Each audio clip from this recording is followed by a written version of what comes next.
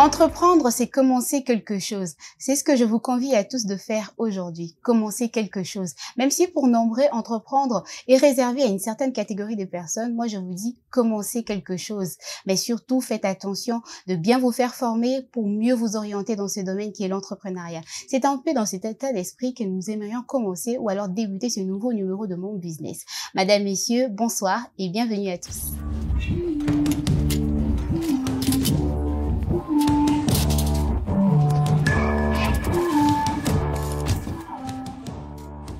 Dès Kindwelo, en passant par Jean Lengodia Ndinga d'Iledia, l'entrepreneuriat ne cesse de nous donner plusieurs raisons d'y croire ou de s'y lancer. Mais pour mieux se lancer et commencer sur de bonnes bases, rien de mieux que se faire former et orienter convenablement. Et pour mettre toutes les chances de votre côté, chers jeunes entrepreneurs, optez pour un centre d'encadrement ou d'accompagnement comme la Fédération nationale de jeunes entrepreneurs du Congo, une initiative visant à aider et promouvoir les jeunes entrepreneurs. Je suis M. Eric Makwala, entrepreneur et coordonnateur national de la Fédération nationale des jeunes entrepreneurs. La FNJEC est un patronat de jeunes entrepreneurs qui a pour objectif la promotion de l'entrepreneuriat de jeunes en République démocratique du Congo et la défense des intérêts des jeunes entrepreneurs congolais. C'est une structure qui existe depuis 10 ans.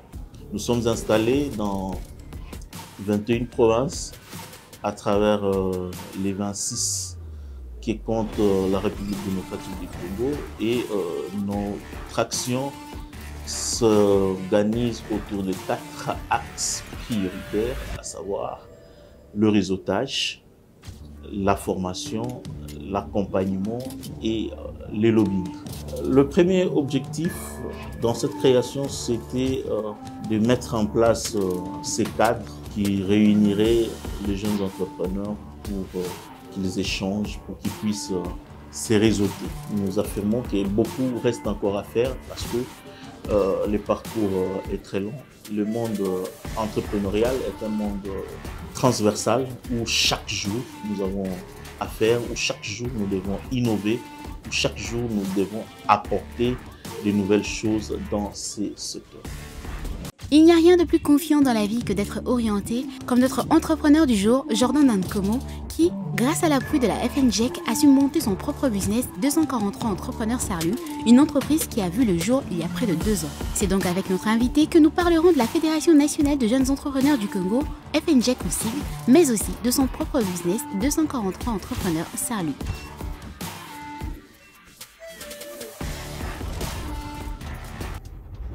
Allez, nous sommes donc aujourd'hui sur ce plateau avec notre invité du jour. Il se nomme Monsieur Jordan Nankomo. Bonsoir Monsieur Jordan, bienvenue dans notre plateau. Bonsoir madame, merci beaucoup. C'est un plaisir d'être dans ce beau plateau. J'espère que vous allez bien. Ça va, ça va. Alors Monsieur Jordan, j'ai dit Monsieur Jordan Nankomo, mais j'aimerais que vous vous présentez. Vous parlez aujourd'hui en qualité de qui? Parce que tout à l'heure dans le reportage, on a vu FNJEC, on a vu 243 entrepreneurs. Vous parlez aujourd'hui en qualité de qui? Bon, je suis CEO des 243 Entrepreneurs Sarlu, c'est une société.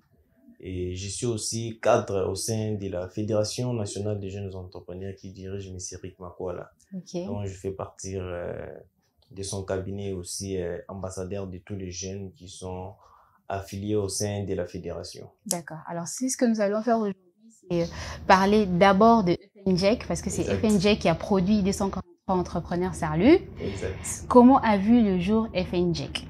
Bon, FNJEC d'abord au départ c'était un groupe de jeunes, d'où M. Eric Makwala il était leader. Et après ils se sont mis d'accord de créer cette plateforme parce qu'ils ont constaté que la FEC s'est focalisée plus sur les grandes entreprises et ils se sont dit pourquoi pas créer une plateforme qui va commencer à réunir les jeunes entrepreneurs dans notre pays. Okay. Vous ne travaillez que avec les jeunes entrepreneurs? Exact, des PME, des startups aussi. Okay. C'est là où la FNJEC a pris jour, donc voilà. Ok, et puis aujourd'hui, vous en êtes à votre 10e année? Ouais, nous avons totalisé les 10 ans de la FNJEC. C'est depuis du mois de janvier que nous avons célébré notre 10 ans. Nous avons organisé des foires, nous avons organisé des formations, des visites au sein de la fédération. Ouais. Et combien d'entrepreneurs comptent jusqu'à aujourd'hui votre structure? D'abord, nous sommes installés dans plus de 21 provinces. Vous êtes répartis un peu partout dans on a 26 provinces, mais on a installé d'abord 26 provinces. Nous avons des CP. Actuellement, à Kinshasa, nous sommes dans les 9500 entrepreneurs enregistrés dans notre base de données et qui bénéficient aussi de l'accompagnement de la FNJEC. Et parmi ces 9500 entrepreneurs, combien d'entreprises vous avez lancées? Bon, parmi ceux qui arrivent à tenir bon jusqu'ici. Bon, nous sommes dans les 500, parce que c'est les Congo, hein, parce que nous avons pas mal de difficultés. Mais dans les 5, nous sommes dans les 500, 550. Ouais. Et comment fonctionne, en gros, la fondation? La fédération, d'abord, la fédération. Ouais, c'est une organisation patronale. Je peux dire c'est un syndicat des entrepreneurs. Les entrepreneurs viennent à la fédération pour adhérer. Il y a des catégories, il y a entrepreneurs, jeunes entrepreneurs, il y a aussi des PME. Alors on va revenir un tout petit peu en arrière. Comment doit s'y prendre un entrepreneur pour arriver à adhérer à votre fédération? D'abord, vous devez répondre à tous les critères. Qui sont? Vous pouvez avoir un projet, soit une entreprise formelle ou informelle. Nous allons vous aider à formaliser vos entreprises. Donc, c'est un peu ça. Si vous répondez aux critères, et c'est par là que vous allez adhérer maintenant. Il y a des critères de sélection que vous avez établis au sein de votre fédération? Oui. Donc, c'est avoir d'abord une idée. Si tu as ton idée, et par là, on voit si ça cadre avec l'entrepreneuriat. Parce que l'idée, c'est... Il y a beaucoup des idées. C'est pas toujours l'idée d'entreprendre. Toute idée n'est pas entreprenable. Voilà. Si on voit ton idée, ça cadre avec l'entrepreneuriat. C'est là où maintenant, on peut maintenant te donner le go d'adhérer à la FNJEC. Et ensuite, c'est la personne qui adhère est soumise à une forme de formation. Oui, dès que vous adhérez, vous allez bénéficier d'une formation de renforcement des capacités. La durée de cette formation, ça dépendra de... C'est 1 mois. 1 mois. Donc, vous adhérez, on vous donne une formation de renforcement des capacités. Et après, vous allez maintenant commencer à participer dans les différentes formations, rédaction des business plans et tant d'autres formations. Les formations, quels sont les avantages concrets que renferment vos formations? Bon, d'abord, les avantages, vous savez, ici au Congo, il y a beaucoup de jeunes qui disent qu'ils ont des difficultés de financement. Oui, c'est ce qui revient très souvent. Ouais, vous allez arriver à un moment où on vous donne les financements et vous ne savez pas quoi faire avec ces financements. Alors, pour bien gérer ces financements, mieux orienter les entrepreneurs par la formation. Parce qu'on donne aussi des formations d'éducation financière. Comment gérer les finances. On donne des formations de comment élaborer un business plan. Pour bénéficier de l'accompagnement même de l'État, FOGEC ou FSPECH, vous devez avoir un business plan. Donc chez nous, nous avons des formateurs de qualité qui donnent des formations de business plan, qui donnent des formations d'éducation financière, qui donnent des formations de management. Voilà un peu... donc, c'est un peu ça. Est-ce qu'il y a une condition pour adhérer à la FNJEC? Oui, bien sûr, c'est une plateforme. La plateforme doit vivre aussi. Les conditions, c'est avec $50, vous remplissez votre fiche d'adhésion, vous devenez membre de la fédération. Et puis, vous allez commencer aussi à cotiser chaque mois. Ah, ok, d'accord. Ouais, parce que la fédération n'est pas financée par l'État, là, je vous informe. Aujourd'hui, vous allez voir que la FNJEC a organisé pas mal des activités. Les gens pensent que l'État est derrière. Donc, la FNJEC, c'est une structure privée. Oui, c'est une structure privée, mais qui travaille avec le gouvernement, avec le ministère de l'entrepreneuriat et qui ne dépend pas totalement de l'État. Oui, qui ne dépend pas totalement de l'État. Mais nous étions aussi inscrits dans le programme du gouvernement, Samalukonde 1, la FNJEC était inscrite dans son plan d'action. Mais malheureusement, on n'a jamais eu cet accompagnement-là. Il y a tellement de structures de votre genre qui existent ici, dans notre pays, qui accompagnent les entrepreneurs. C'est vrai qu'ils se disent aussi privés comme vous.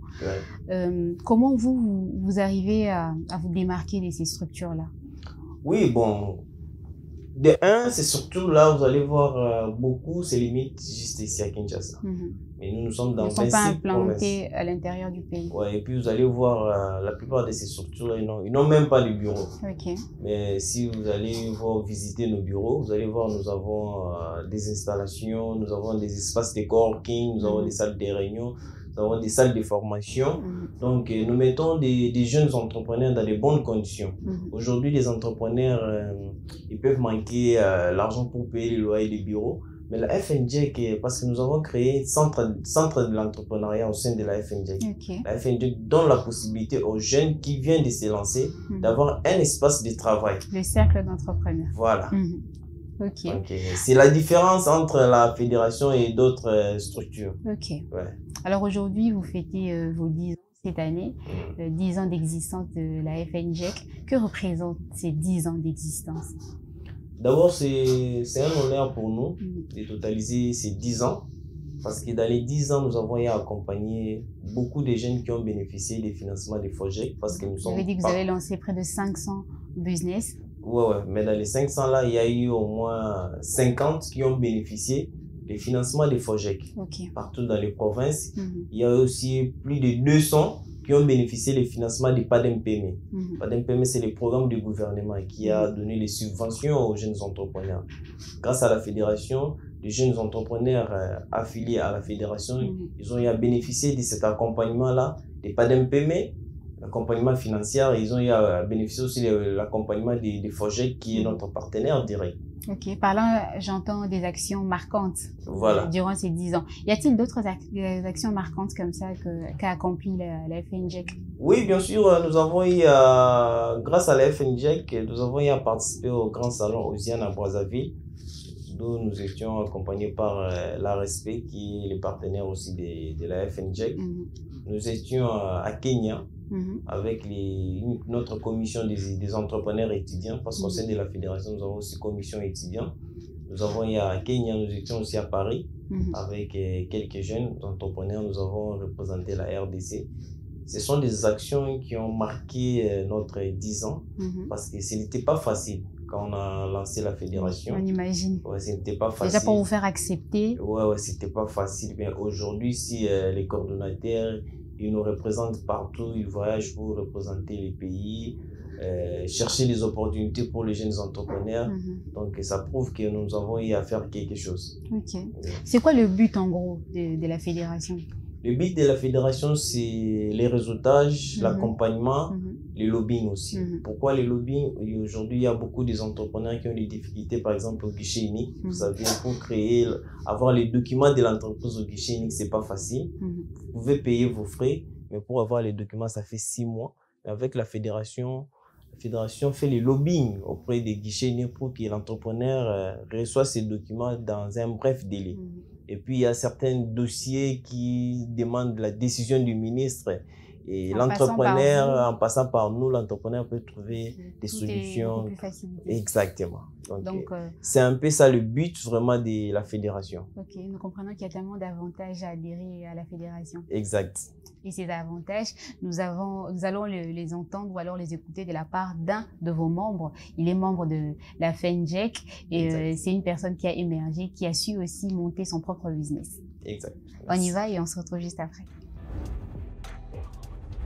Bonjour, je m'appelle Ramampoutou Djouma, je suis entrepreneur, président de la société Bishima Corporate SAS et membre de la FNJEC. Je suis secrétaire général de la commission transformation de la FNJEC. Les éléments qui m'ont poussé à intégrer la Fédération nationale des entrepreneurs du Congo, c'est sa capacité à créer un réseau influent pour les jeunes entrepreneurs en termes de marché et aussi en termes d'opportunités. En étant membre de la FNJEC, j'ai quand même pu bénéficier de beaucoup d'opportunités. Entre autres, j'ai pu recevoir le financement du FOJEC par recommandation par l'accompagnement du FOJEC. Ma société a pu avoir l'attestation de la régulation de sous-traitants dans le secteur privé de l'ARSP. On a pu bénéficier de l'accompagnement pour participer à plusieurs forums internationaux, entre autres à Brazzaville ou en France et à Bruxelles. Aujourd'hui, nos produits sont exportés en Chine, à Doha au Qatar et à Brazzaville par les institutions telles que l'ANAPEX et le commerce extérieur. Et tout cela a été possible grâce à l'accompagnement de la FNJEC. Alors, M. Jaban, vous avez été depuis les débuts de la création de la FNJEC? Non, moi j'ai adhéré à la FNJEC en 2020. Ok. J'ai maintenant 4 ans. 4 ans. À la FNJEC. Ok, 4 ans dans ces 10 ans, c'est quand même un pas. Ouais. Vous avez vu l'évolution de cette fédération? Exact, je voyais les fédérations de loin, j'entendais parler de la fédération, mais je me disais, est-ce que moi aussi est-ce que c'est crédible? Ouais, la question que se pose. Et je me disais, est-ce que je peux adhérer à la fédération? Comment adhérer? Bon, je me voyais, je suis pas aussi compétent, je suis pas encore entrepreneur. Avant, j'étais dans l'événementiel, tout ça. Je me disais, est-ce qu'on va m'accepter avec ce que je fais? Mais à la grande surprise, j'ai organisé un grand événement, FIJEC, Forum de l'innovation des jeunes entrepreneurs congolais. Et c'est là où j'ai rencontré le coordonnateur national, M. Eric Makwala. Il avait apprécié mon courage, mes initiatives. Et par là, je lui ai dit non, au-delà de ce que je fais comme événementiel, je veux aussi maintenant créer mon entreprise, comment je peux faire. Il m'avait demandé de passer au bureau adhérer. Je payais mon adhésion en tant que haut cadre, 50 $. Et je payé aussi ma cotisation, j'ai adhéré et il a commencé à m'encadrer. Aujourd'hui, j'ai créé mon entreprise 243 entrepreneurs seuls. Avant, c'était pas 243, avant c'était Académie Pro. J'ai essayé d'évoluer, ça n'a pas marché parce que dans l'entrepreneuriat, pour réussir, c'est pas facile. Faut persévérer. Ça n'avait pas marché durant une année. C'est après que j'ai eu à changer le nom de l'entreprise, vu mon secteur, j'avais changé aussi le secteur. Et c'est par là que j'ai à bénéficier plusieurs accompagnements. La fédération m'a amené chez l'ARESP. C'est grâce à l'ARESP que j'ai à bénéficier de plusieurs accompagnements. J'ai d'abord l'attestation étant que sous-traitant. Aujourd'hui, mon entreprise peut sous-traiter. Et j'ai à avoir aussi des marchés grâce à l'ARESP. Et j'ai à voyager dans plusieurs forums et l'ARESP accompagne mon entreprise. Parce que donc je peux dire que l'ARESP c'est mon partenaire parce qu'il m'accompagne dans tout ce que je fais comme activité au sein de mon entreprise. Alors, vous parlez de votre entreprise qui est 243 Entrepreneurs Sarlou. Comment est-ce que 243 Entrepreneurs Sarlou a vu le jour? Alors, je disais, avant j'avais une autre entreprise. C'était avant d'intégrer la FNJEC. Vous avez déjà votre entreprise à côté? Oui. C'est quand j'ai intégré la FNJEC et après, c'est quand j'avais les documents d'établissement. Et quand j'ai rencontré le DG Miguel de l'ARESP qui m'a dit, bon, pour devenir sous-traitant, avec ce que vous faites, vous devez devenir une société. Donc, je devais transformer mon entreprise en une société. Et c'est par là, il m'a accompagné avec son directeur juridique, M. Claude, qui m'a accompagné à avoir les documents des sociétés. Donc, les documents que j'ai aujourd'hui, j'ai tous les documents complets dans un bref délai. C'est grâce à l'ARESP. Et par là, il m'a donné aussi l'attestation étant que sous-traitant. Et j'ai commencé aussi à soumettre les différents marchés dans les sites de l'ARESP. C'est par là que j'ai créé mon entreprise. J'ai changé d'entreprise, c'était en 2022. Donc 2 ans d'existence pour 243 Entrepreneurs Sarlou. Exact. Vous avez évoqué un fait qui m'a quand même attiré mon attention. Vous avez dit que vous êtes passé d'une entreprise à une société. C'est quoi la différence que vous faites personnellement entre une entreprise et une société? Bon, la différence est qu'il y a certains marchés, parce que tu sais, à l'ARESP, il y a des gros marchés. Il y a certains marchés, quand on vous donne ça, il faut que vous soyez une grande société, parce que un établissement, c'est petites et moyennes entreprises. Nous avons des limites. Et avec un établissement, tu n'auras pas les statuts. Avec une société, vous avez des statuts. Il y a des parts des différentes, on les appelle comment, des différentes associés. Donc, c'est ça un peu la différence. Et puis, quand vous rencontrez un partenaire, si vous trouvez avec les documents d'une société, ça donne aussi une crédibilité là. Donc, Et à quelle hauteur estimez-vous que la FNJEC a participé pour le développement de votre entreprise, qui est le 243? Je peux dire c'est à 60%. À 60%. Et l'ARESP 40% parce que c'est un partenaire qui est venu après. Alors, on va revenir sur 243 Entrepreneurs Sarlou. Ça consiste à quoi votre entreprise? Alors, nous avons plusieurs services. Nous avons les SMS personnalisés. Vous allez voir pendant les périodes des campagnes électorales, je ne vais pas citer les noms des candidats, on faisait des campagnes via les SMS. Voilà. Vous allez voir, c'est un SMS personnalisé, vous ne pouvez pas répondre à ces messages-là. Donc on les fait, nous avons une autre base de données, nous avons notre serveur où on envoie des SMS, on travaille en partenariat avec des réseaux télécoms, voilà.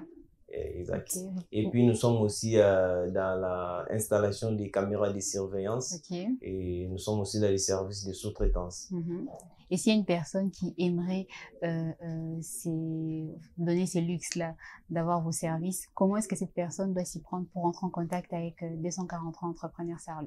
Oui, c'est question de visiter nos pages 243 Sarlou, bien nous contacter par nos numéros. Je ne sais pas si je peux donner le numéro. Vous pouvez. C'est plus 243 81 59 59 370 ou passer dans nos bureaux sur Willery qui bat 164 référence Africana Palace. Nous avons nos bureaux, ils peuvent passer à la secrétariat, ils peuvent se renseigner, on va lui donner plus de détails. Et puis nous, on est là pour faire les services. Dès qu'il est convaincu, il paye son argent et puis nous, on fait notre service. Alors, qu'est-ce qu'il faudrait à un entrepreneur qui aimerait se lancer dans ce même secteur d'activité que le vôtre, le secteur d'activité dans lequel vous avez créé 243 entrepreneurs? Qu'est-ce qu'il faudrait concrètement à ces jeunes entrepreneurs pour se lancer dans ce secteur d'activité? D'abord, de ces genres d'activités, nous sommes dans la nouvelle technologie. Ça demande plus de recherches. Vous savez, tu vas te priver du sommeil, faire des recherches et contacter des experts comme nous. Comment ça se passe? On va vous donner des éléments cachés. Et si vous serez capable de se lancer, vous vous lancez. Vous pouvez acheter votre serveur. Il y a des réseaux télécoms qui sont là, ce sont nos partenaires. Vous pouvez aller, vous faites un partenariat avec eux. C'est eux qui fournissent même des messages. Nous sommes comme des revendeurs. Donc, c'est un peu ça. Alors, Monsieur Jordan, dans tout secteur d'activité, en tant qu'entrepreneur, on essaye toujours de se démarquer de ce qui existe. Qu'est-ce que vous pensez avoir apporté de particularités dans ces secteurs d'activité dans lesquels vous émergez? Très bien, merci.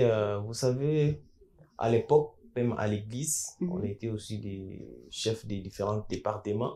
On disait il faut évangéliser, il faut prendre le numéro, on écrivait le numéro dans un bout de papier, il faut commencer à appeler, il faut activer des SMS et puis il faut commencer à écrire à chacun les messages pour lui rappeler, on acquit tout ça. Mais avec cette nouvelle technologie des SMS, avec uniquement le numéro, on peut envoyer 1 million de personnes des messages d'un coup, dans 5 minutes. Tous les 1 million de personnes reçoivent des messages. C'est déjà une innovation, quoi. Parce qu'avant, c'était pas pareil. Avant, pour faire ce genre de messages, il faut aller contacter des réseaux télécoms. Mais aujourd'hui, étant qu'il est privé, on les fait aussi. Donc, c'est un peu ça. Alors, quelles difficultés que vous, personnellement, dans 243 Entrepreneurs Sarlou, avez rencontrées tout au long de la création de votre parcours jusqu'à aujourd'hui? Bon, j'ai rencontré pas mal de difficultés. Vous savez, étant que jeune entrepreneur, c'est pas facile. Nous courons derrière les partenaires, d'abord pour avoir accès au financement, parce que je n'ai jamais eu le financement de l'État. Oui. Moi, personnellement. J'allais en venir d'ailleurs, parce que vous avez dit 40% à l'ASF et 60% chez la FNJEC. D'accord, je n'ai jamais eu le financement de mon projet.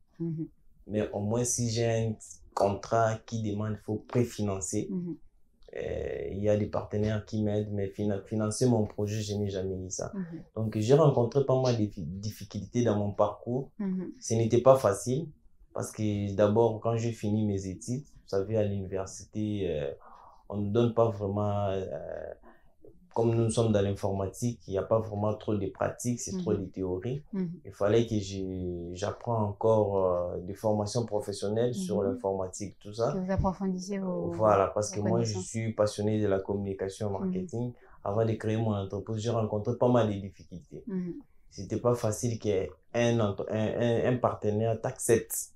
Et ce n'était pas facile un client comprend dès que vous savez que vous faites comme des SMS personnalisés. Jusqu'à aujourd'hui, ce sont les difficultés que nous rencontrons. Quand tu parles SMS personnalisé, SMS c'est quoi? C'est moins vulgarisé. Ouais. Il ne comprend pas comment ça va se passer. Il faut maintenant lui expliquer et faire les essais. Quand, ah, c'est comme ça. Okay. La plupart des clients, on les trouve comme ça. Il faut faire les essais, lui expliquer, tu vois, comment ça va donner, tu vois le nom de votre église, Okay. tu vois les messages, ça va nous donner comme ça. Ce sont des difficultés que nous rencontrons parce qu'aujourd'hui, la population ne sont pas encore adaptée à la nouvelle technologie.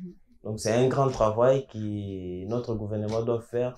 Il faut que la population s'adapte aussi à la nouvelle technologie. Nous avons eu à rencontrer pas mal de difficultés, beaucoup vraiment, que je ne peux pas même citer. Des fois, on rentrait à 2 heures du matin à la maison.